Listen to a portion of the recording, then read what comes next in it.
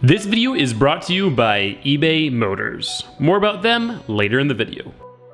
Welcome back to another video on the mid-engine Eclipse. Today, we're painting all of the individual parts, upgrading a bunch of bushings, and then hopefully reassembling the suspension of the car. We have a lot of metal things to paint, all the brackets we've made, new bushings going into the subframes and the control arms, and those are being painted. And then we're getting a few things powder coated, like the valve cover and the intake manifold. I'm really excited, it's gonna look sick, but there's really nothing else to say. I'm gonna get started on getting this thing ready for powder coat. So we have to go ahead and weld some -8 AN bungs onto it for our catch can. And then we have to disassemble the intake manifold and we'll drop those off at powder coat. Hopefully they'll be done by the end of this video. Although it's not like we really have a motor to put them on anyways. If you missed the end of the last video though, we're getting a built motor for the Eclipse.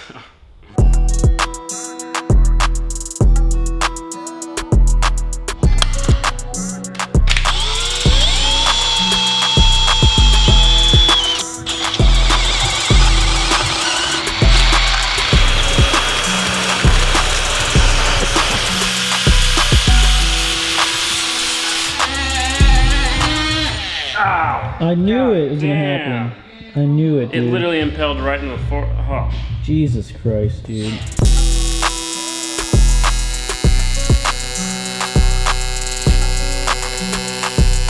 Always weld your AN bungs with a fitting attached to it for two reasons. Number one, then you don't warp the threads. Number two, sometimes when you're welding, the arc can jump to one of the threads, melt it, and just ruin the bung. I've had both things happen before. Having a fitting on it prevents both.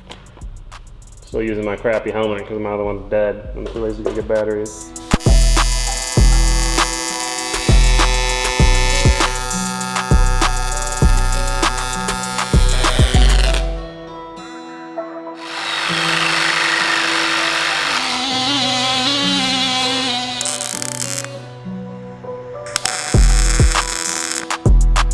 A-par, tip or dab. Valve cover is all ready for powder coat. A little worried I warped it a bit, but I think it should be fine. With that done, we're gonna go ahead and start putting the new bushings into the control arms, the subframes, yada, yada, yada. But first, I wanna take a moment to thank this video sponsor, eBay Motors. eBay Motors is an online marketplace that offers millions of parts, cars, vehicles, pretty much anything you can think of for a car enthusiast. They've got over 122 million parts listed on their website. Things as simple as, spark plugs to full drop-in motors. I mean, you guys saw the Volvo build, that was sponsored by eBay Motors. We did that entire build only using parts off eBay. All the bushings and stuff you're gonna see in this video, I got off of eBay Motors. I also got things like the quaif differential for the car off eBay Motors. And some of those parts I couldn't find anywhere else. I could only find them on eBay. They've got an awesome, well-designed mobile app with the My Garage feature. And that pretty much allows you to add your car to your garage, your make, model, trim. And then you can search through all of eBay's parts and they'll only give you parts that fit your car. So that feature helps cut down the time you spend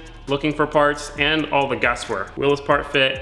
Will it not? As long as your car doesn't have random upgrades that you didn't know it had, which you'll see later in the video. I bought the wrong part, but that wasn't eBay's fault. eBay Motors also has a fantastic buyer experience. They offer things like 12-month warranties, 90-day returns for free, and fitment guarantees depending on who you buy it from. So if you guys are interested in getting parts for your car and you don't feel like going through a bunch of different websites and you're afraid of buying the wrong part or all sorts of stuff, check out eBay Motors. I'll have a link in the description down below and up in the cards. Check them out on a PC or you can download their app and use that. Huge thank you to eBay Motors for sponsoring this video. Let's try to get these bushings into these control arms.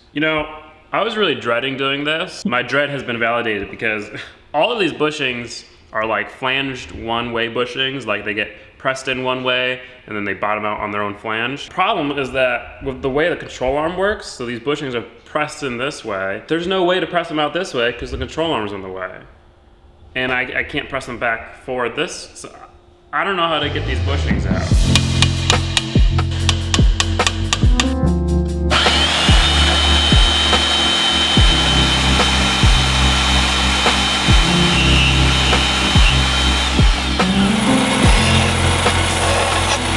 I couldn't find a socket that would fit over the back of the bushing, but would also not slip off the control arm. Turns out the tubing for the roll cage in the mid-engine Eclipse perfectly fits over that. Oh yeah, it's going straight through. What's going on? Stop! No! Damn it! Yeah, bushings out there. So I was just pressing the socket into the controller. My new custom socket bushing allows you to easily install and remove the control arm by just attaching a wrench to it. Caleb, what's happening here? Eagle Talon front lower control arm. This is not an Eagle Talon. It's the same car.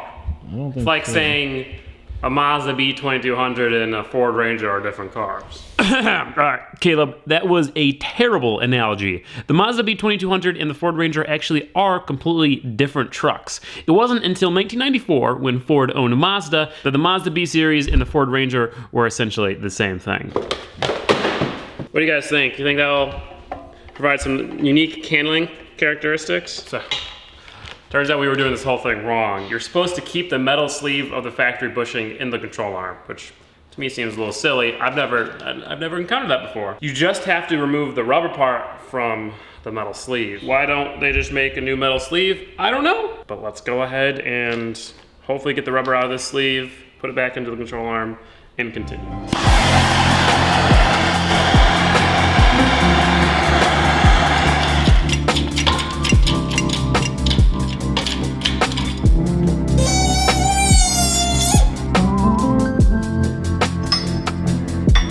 So, now we have an empty metal sleeve. I'm gonna clean that out a bit.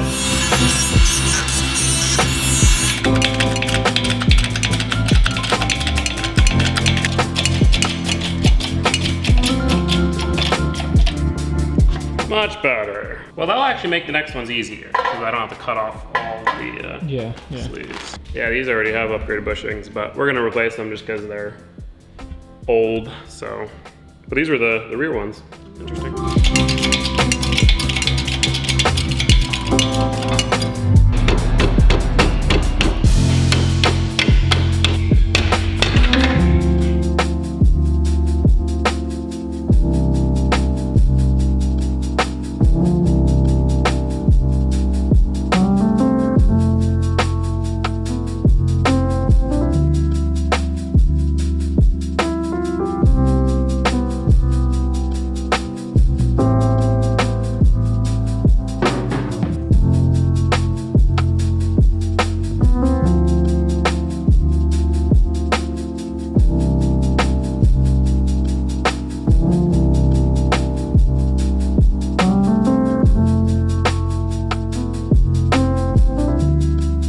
So the new upgraded bushings are in all the control arms. The control arms are clean enough where we're not gonna go through the effort of painting them. So now it's time to move on to the subframes. These ones definitely do need to be painted. So we'll go ahead and press the bushings out first. Don't exactly know how these are gonna come out, but we'll figure it out, hopefully.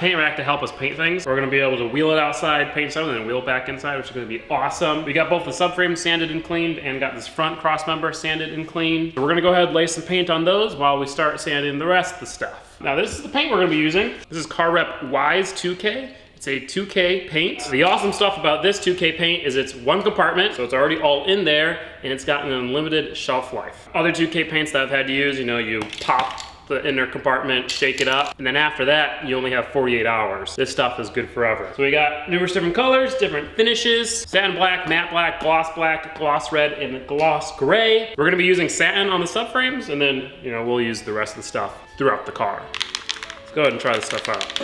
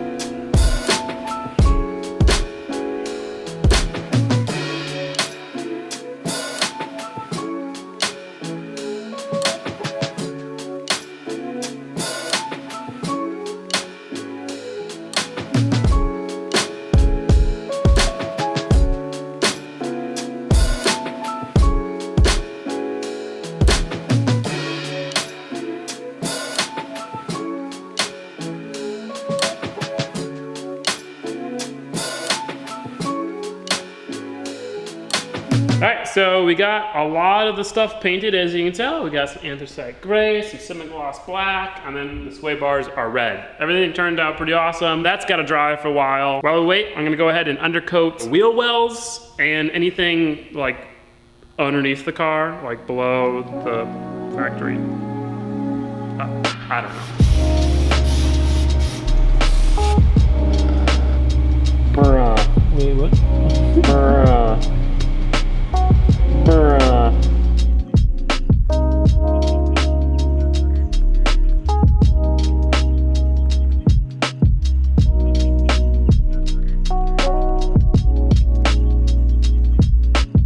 So here's the thing, I wanted to get the intake manifold of the valve cover powder coated, but just like everything else in the world, powder coating places are back ordered for a while around here. So I wouldn't be able to get this thing powder coated for like 3 weeks, 2 to 3 weeks. So we're gonna paint it, but it's covered in old layers of paint. Valve cover is covered with wrinkle paint. So what we're gonna do is we're gonna get a sandblasting setup for the shop, because we're gonna use that a lot. That'll help us paint these things, and in the future it'll help us paint other stuff. In hindsight, it would have been nice to have that for this entire video, but oh well, we'll have it for this thing. But for now, we got some other stuff to paint flat black.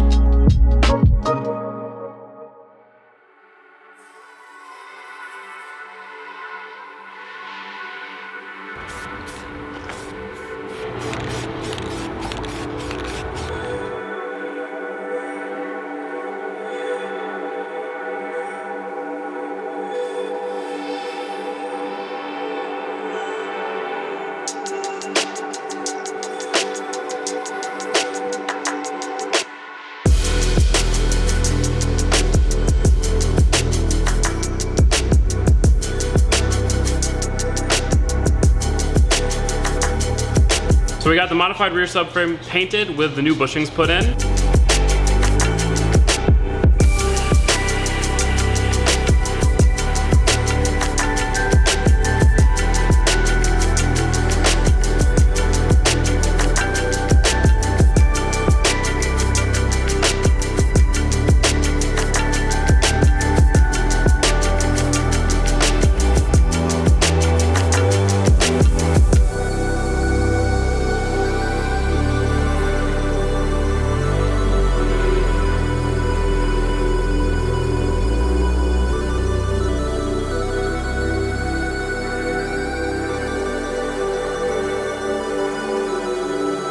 So this is our sandblasting cabinet. What this is going to allow us to do is sandblast items, small items that can fit into the cabinet without getting dust everywhere. Now, if you know anything about sandblasting equipment, a lot of it's usually pretty dang expensive. And this cabinet was only $200, so it's really cheap. But it's kind of cheap for a reason. The build quality isn't that great. Parts that come with it aren't that great. It doesn't seal very well, not very good lighting, yada, yada, yada. People have figured out ways to modify these things to become actually really nice sandblasting cabinets. So now that we have it at least somewhat assembled, we're gonna start doing some of the modifications. For one, we're going to seam seal all of the seams on the inside. Now from the factory, it has like a rubber gasket on each of the seams, but all the reviews say that that doesn't work very well. Caulking, seam sealing the inside is gonna fix that. Then we have some 120 volt LED lights to install on the thing. And then we have a dust separator to install on the thing, which will collect the dust out of the air so it's easier to see and stuff. And then we have a blowgun to put on the inside and a few other little modifications.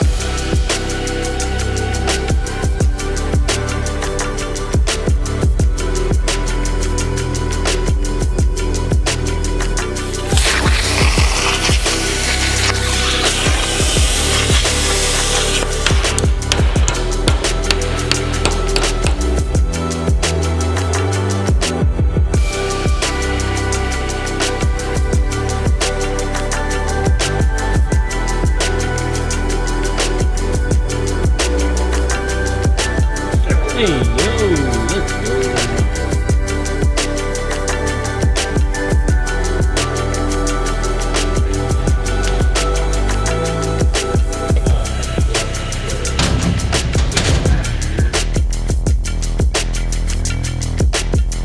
So unfortunately, we're missing a few air fittings and stuff to get this 100% working. We'll return to this in a bit, but for now, all the parts have had a few days to dry, so we can start reassembling stuff.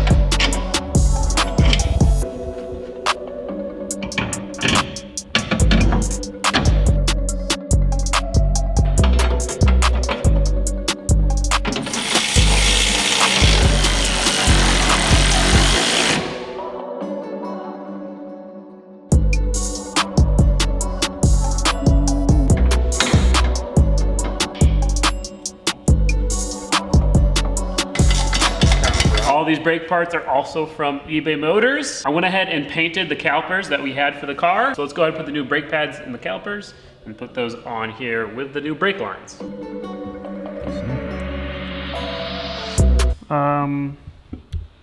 That ain't even close to being right. So it turns out I actually bought the wrong brakes because the calipers that came with the subframe that I bought for the rear of the car, I thought they were factory first generation Eclipse front calipers. Turns out they're second generation all-wheel drive Eclipse calipers, which are bigger and dual piston. So these rotors don't fit and the pads I bought don't fit. Nothing fits. But you know, just like the eBay Motors app said, it would have fit the front of a first generation Eclipse perfectly. Gotta love it.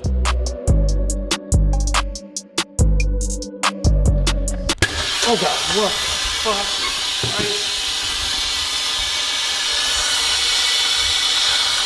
fuck? Were you filming then?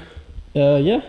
Already blowing the hose clamps off. That was pretty crazy. A little scary. But, besides this air hose popping off, we should be ready to test the sandblaster. Oh God. Hell yeah. Turn off the vacuum, release the pressure from the hose so it doesn't blow up. Look at that. That's awesome. Definitely gets really dusty in there, but that's what the vacuum and the dust collector is for. Hopefully it's working, doing its job. But I'd say let's throw the valve cover in there and see. The valve cover's got way more paint than this little thing had, so let's see if it can handle the valve cover.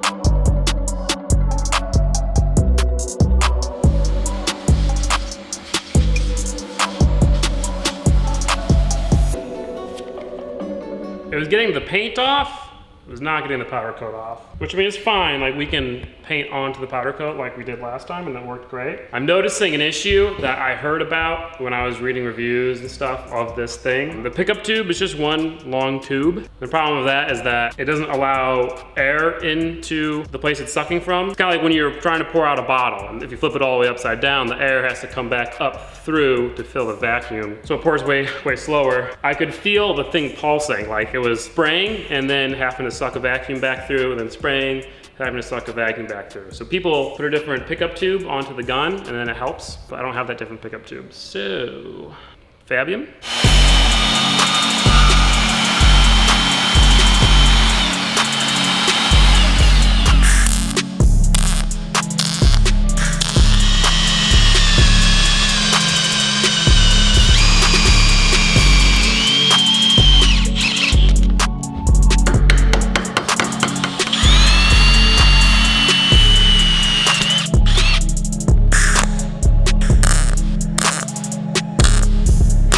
So I followed some tutorial online. I'll actually link it down below if you guys are interested. The tube he was working with actually had 2 tubes. So I added a second tube, drilled a hole through the tube. So now pretty much air can come up, down, then back out. So hopefully it will prevent the surging. I don't really know.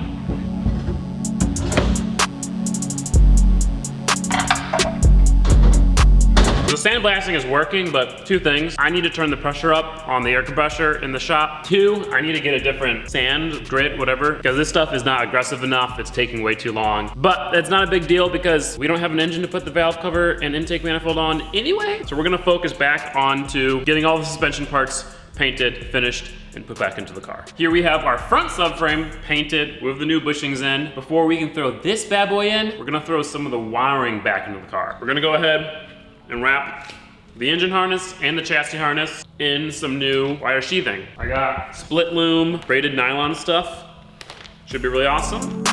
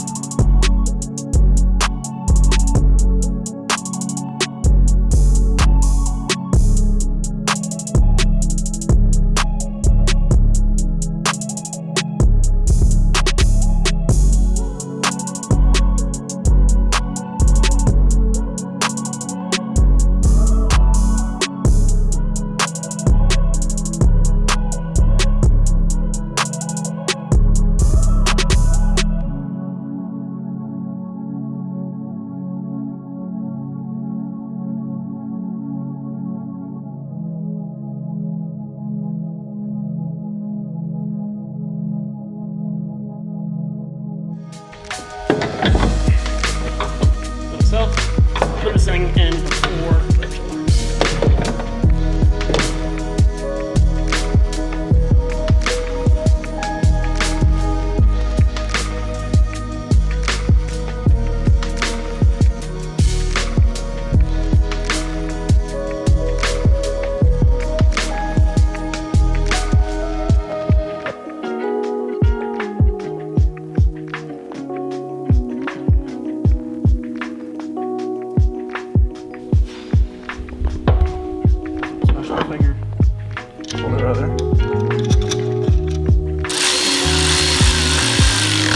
We're getting there, guys. few more bolts, and then this thing will have suspension yet again.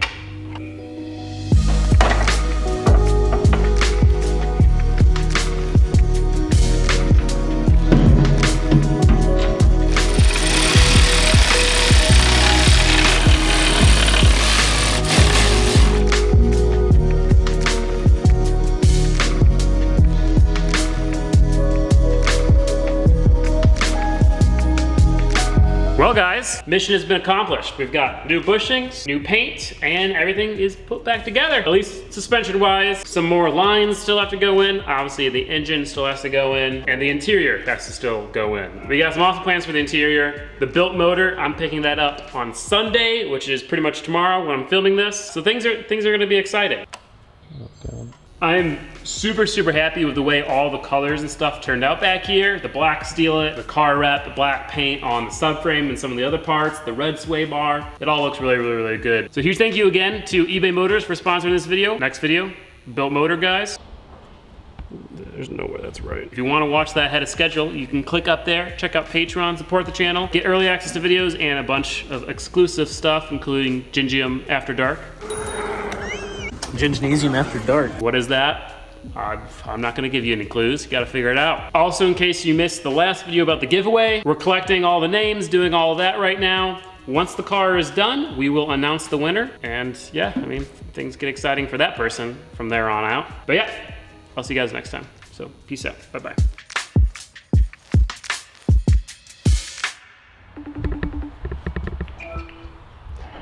Hello, Hunter. What's up, buddy? Nothing much. So I picked up the motor yesterday, right? Right. I get it back, and let me show you something here. Watch this.